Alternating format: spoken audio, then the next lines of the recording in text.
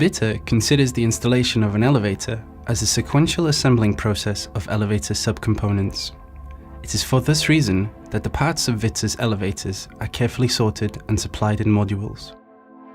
By module, we mean the group of components which, once assembled, carry out a specific function within the complete elevator. Each module can be made up of one or more packages.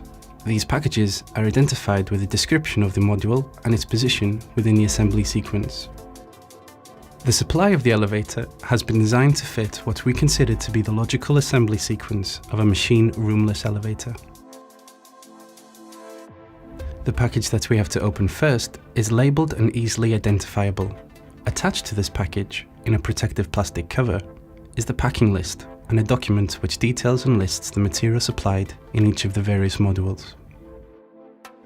In this first package, we can find the assembly manual of the elevator and all the assembly handbooks of the individual components.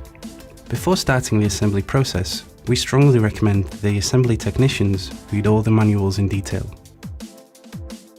The assembly of the MRL-W line starts by checking that the conditions of the shaft, dimensions, cleanliness are satisfactory and that all the necessary material and auxiliary tools are available on site. The guide rail sole plate must be correctly positioned and levelled according to the assembly manual.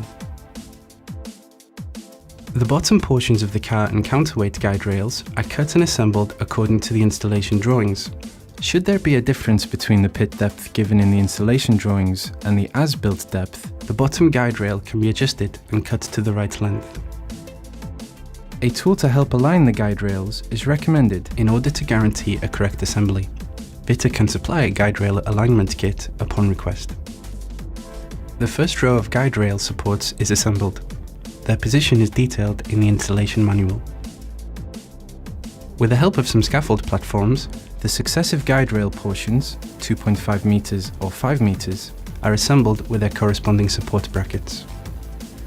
Once the last section of the counterweight guide rail has been assembled, the topmost bracket can be fixed into place. The last portion of the car guide rail fixed to the bed plate is assembled once the machine support has been installed.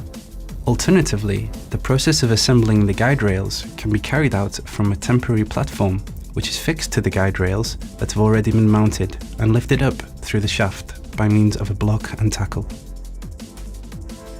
The machine bed plate is assembled next.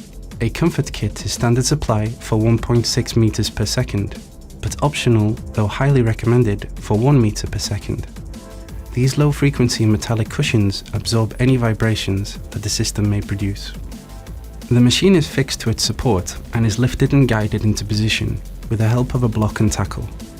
It is fixed to the sheave side with the fixings provided, and once the machine is level, these fixings and the clamp can be tightened. Once the machine is in place, the penultimate guide rail support and the last section of car guide rail fixed to the bed plate can be assembled. The dead hitch point can now be assembled, followed by the overspeed governor and the slack cable control device, should it be applicable.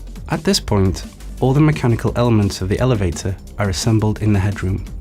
All the guide rail supports must be placed in the positions detailed in the installation drawings. The position of the top and bottom brackets is of special importance. Any scaffolding and platforms should be removed at this point. It is now time to go into the pit. In the module FRM, we will find all the components relating to the car and counterweight frames and the buffers. The counterweight buffers should be assembled first of all in the position detailed in the installation drawings. Resting on its buffers, the counterweight frame is then assembled.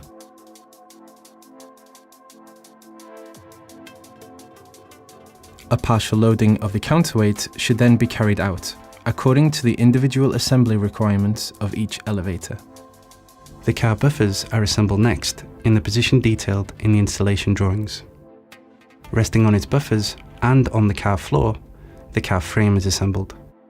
As an optional accessory, Vita offers a temporary protection to protect the car floor whilst the assembly process is taking place. The slings are now correctly assembled and positioned within the shaft and between the guide rails, and it is time to suspend the car slings in order to assemble the traction ropes. All the necessary material is applied in the module ROP.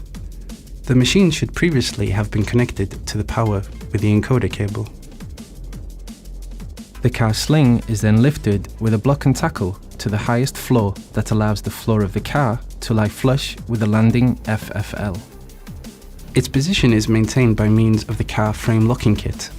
This element has not been designed to specifically suspend the car, but to fulfill the function indicated in clause 6431 of the standard EN 811A3.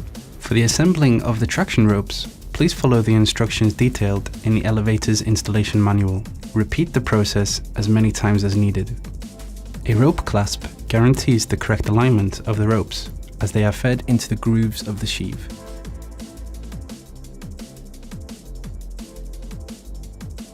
The next step is the assembly of the overspeed governor, its tension weight and the cable that joins them.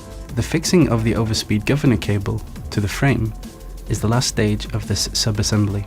At this stage, the elevator can be used as an elevating platform with the use of an assembly operating panel. The elevator must be handled with great care during these journeys. With the help of the elevating platform, the landing doors are assembled. Before starting the assembly of the car, it is essential to mechanically block the car frame and to remove the floor protection should it have been used.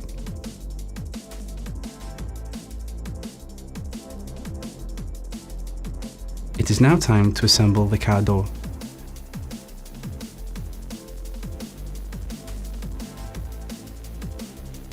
The pit components can now be put into place. The counterweight screen is fixed to the guide rails, and should it be applicable, the pit ladder is fixed inside the pit. From this point onwards, the electrical elements can be assembled. The MRL-W line controller, with its plug-and-play concept, is probably one of the market's most easy and intuitive controllers to install. It is delivered perfectly packed and identified in 4 packages: power and control, pre-assembled electrical installation of the shaft, electrical elements of the car, and the controller cabinet. In each of these packages there are various assembly kits, each one accompanied by a description of its contents and an assembly manual, numbered according to the assembly sequence.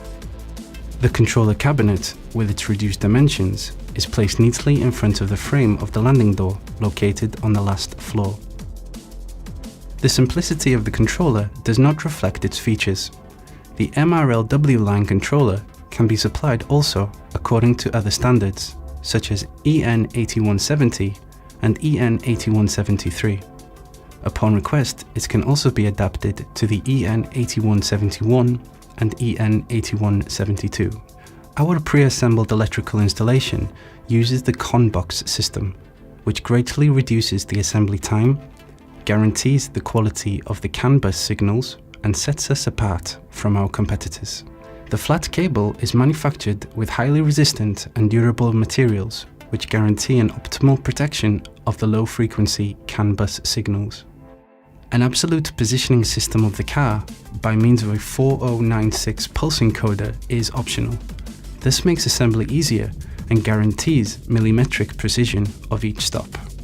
The penultimate task is the important one of cleaning the shaft and the pit, and of oiling the guide rails.